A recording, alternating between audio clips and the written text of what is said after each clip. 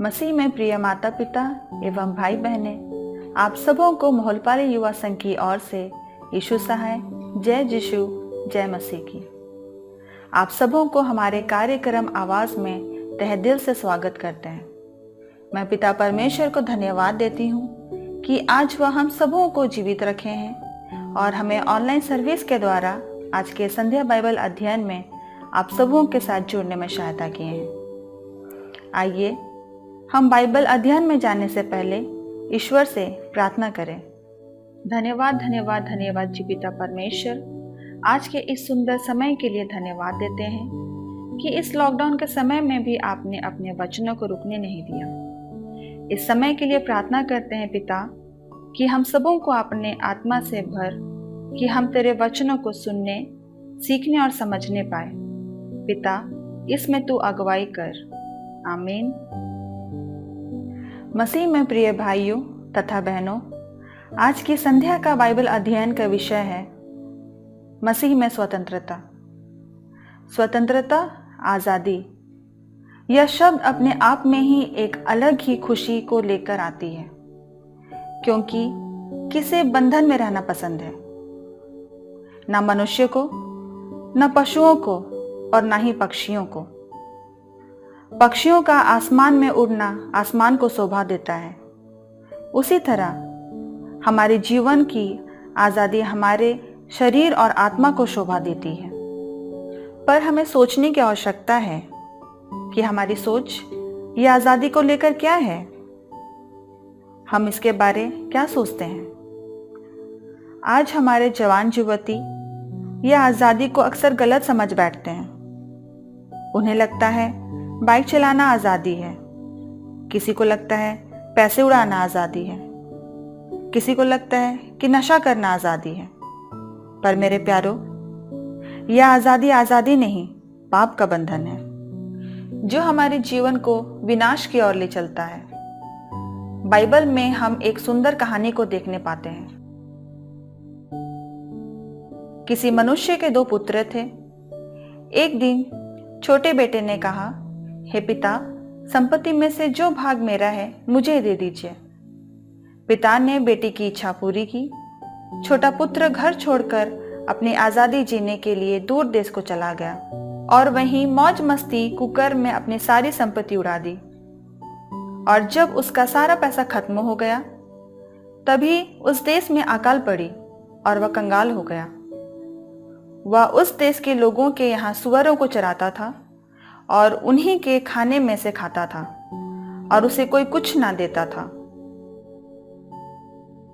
जब वह अपने अंतरात्मा में महसूस किया तो सोचा कि मेरे पिता के घर में कितने ही मजदूर हैं, उनको भोजन से अधिक रोटी मिलती है और मैं यहाँ भूखा मर रहा हूं।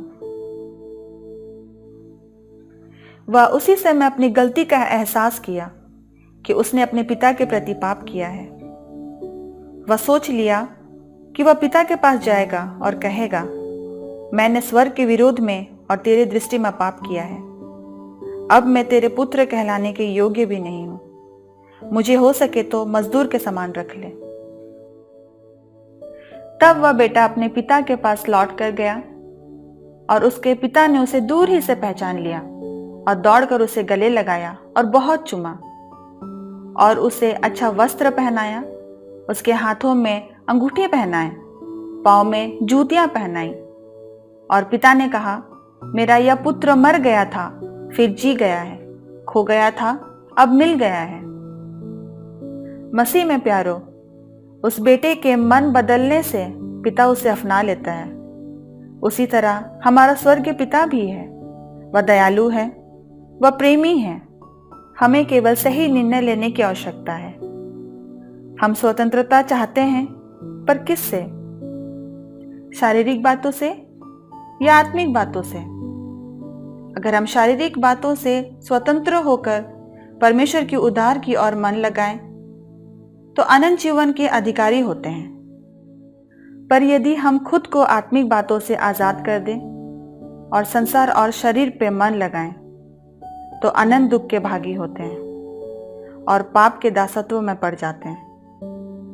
वचन बतलाती है रोमी 6 का 20 और 22 में, जब तुम पाप के दास थे तो धर्म की ओर से स्वतंत्र थे, परंतु अब पाप से स्वतंत्र होकर और परमेश्वर की दास बनकर तुमको फल मिला, जिससे पवित्रता प्राप्त होती है और उसका अंत अनंत जीवन है। आपके मन में यह सवाल आता होगा कि हम आखिर स्वतंत्र कैसे होंगे? मेरे प्यारो, यीशु ही के द्वारा हमें स्वतंत्रता मिलती है। यूहन्ना 8:36 में वचन कहती है, इसलिए यदि पुत्र तुम्हें स्वतंत्र करेगा तो सचमुच तुम स्वतंत्र हो जाओगे। यीशु मसीह ने हमें पहले ही क्रूस में बलिदान होके पाप से आज़ादी दे दी, हमारे पापों की माफ़ी दे दी है। हमें बस अपने पापों को अंगीकार करके उसके सम्मुख आना है, उसके वचनों पर चलना है।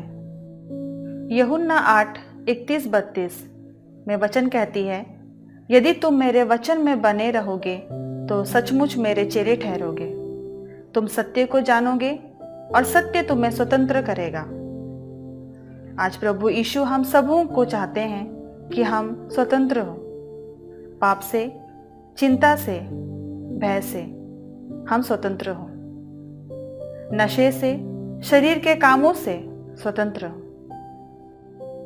वह नहीं चाहते हैं कि हम में से कोई भी पाप से नष्ट हो, परंतु हर एक मसीह में बचाया जावे। आज हम अपने पाप से फिरें, यीशु के क्रूस पर विश्वास करें, उस अनंत जीवन की शांति पर विश्वास करें। धोखा ना खाएं, इस संसार की कुटिलता और जाल में ना फंसें, पर पवित्रता से चलें। यहोवा की बाट जोते रहें। उसकी दी हुई आज़ादी अमूल्य है और हमारा जीवन बहुत कीमती है। परमेश्वर हमारे जीवन से अपनी महिमा प्रकट करना चाहते हैं। हम इसे व्यर्थ जाने ना दें। आइए अंत में हम एक आशीष वचन को सुनेंगे। जो यहोवा की बाट जोते हैं वे नया बल प्राप्त करेंगे। वे उकाबों के समान उड़ेंगे। वे दौड़ेंगे और शमित ना होंगे, चलेंगे और थकित ना होंगे। प्रभु इस वचन में हम सबों को बहुत तेज से आशीष देवे। आमीन। आइए हम प्रार्थना करें।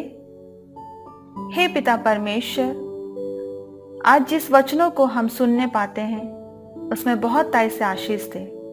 प्रभु, अपनी सत्य की आत्मा से हमारे हर एक की आंखों को खोल कि हम सच्ची स्वतंत्रता को अपने जीवन में लागू कर पाए। प्रभु, संसार घोर अंधकार और परीक्षाओं से भरी पड़ी है। प्रभु, इसे पार करने में तू हमारी सहायता कर और हमारे सारे पापों को क्षमा कर। यही छोटी सी प्रार्थना हम यीशु मसीह के नाम से मांगते हैं। सुन और स्वर्गराज में ग्रहण कर। आमीन। आशा करते हैं आज के कार्यक्रम से आप सभी कोई आशीष को ग्रहण किए होंगे। फिर मिलते हैं अगले सप्ताह इसी समय शनिवार शाम 6 बजे एक नई विषय वस्तु के साथ। तब तक के लिए घर पर रहें, सुरक्षित रहें, प्रभु में बढ़ते जाएं। धन्यवाद।